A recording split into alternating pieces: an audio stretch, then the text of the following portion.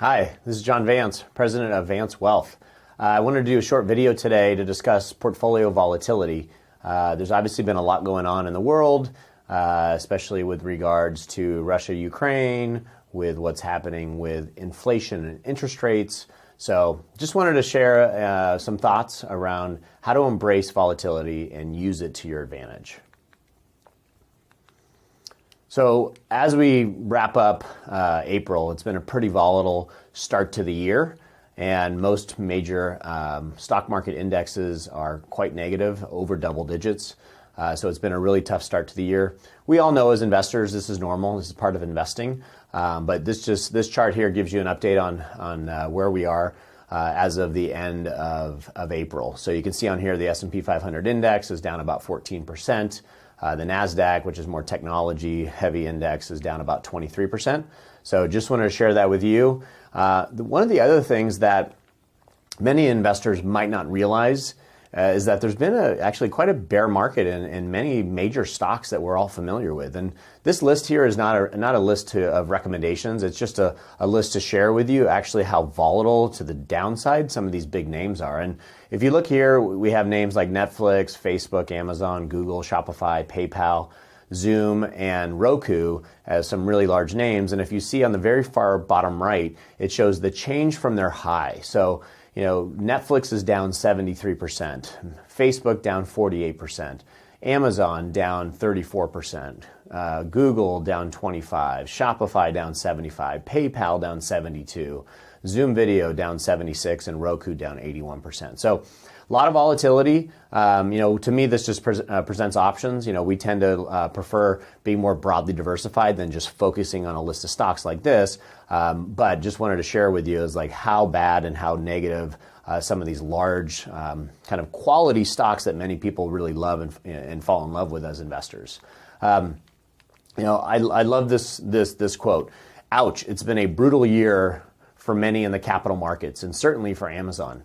As of this writing, our shares are down more than 80% from the last time I wrote. Nevertheless, by almost any measure, Amazon, the company, is in a stronger position now than at any time in its past. This quote is from Jeff Bezos in his 2000 shareholder letter. And if you remember 2000, that was the start of the dot-com bubble. And obviously Amazon was early on in its infancy as a company. And so the reason why I want to reflect on that is, we know there's a lot of good names over time that companies that do well.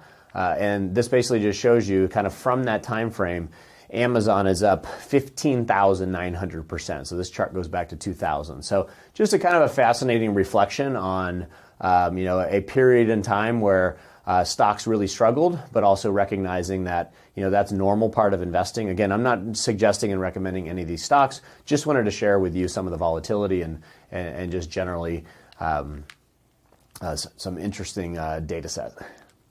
So one of the things we start looking at as volatility is, the question we get a lot is, are we heading into another recession? And that's something that people are concerned about. We just recently had a negative GDP quarter, which go into a recession, you need 2 negative GDP quarters or gross domestic product. We don't think we're going to head into a recession.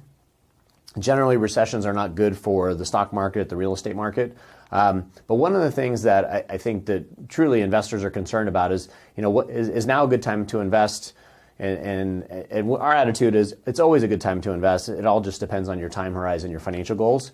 But I do want to answer this question. What if I had invested at the exactly wrong time? And I think that's what a lot of people are fearful that have cash, that might have some money on the sidelines, is when's a good time to invest? And so what we're looking at here is what we now call the Great Recession correction, which was from October of 2007 to March of 2009. So it was roughly an 18-month period where the S&P 500 lost 57% of its value. Now, we all know the long-term benefit of the markets is, they've averaged roughly around 10%. And while we know past performance is not indicative of future results, that's a number that we tend to get comfortable with looking at some future returns. And so this period in time was actually the single worst time to invest since World War II. So if you had invested at this time, this loss was as big as we have seen going back to the Great Depression. And This now shows the recovery. So this shows the same time frame as on the far left. You can barely notice it, and the recovery that we saw through August of last year. Now, we know that since 1926, the S&P's averaged around 10%, and even with this massive downturn of the markets going down 57%, this period of time of roughly 14 years, the market still averaged right around 10% over this period of time. So it really does show that being a successful lifetime investor takes patience. Now, I want to go into another, fun period of time and give you a little bit of a test here.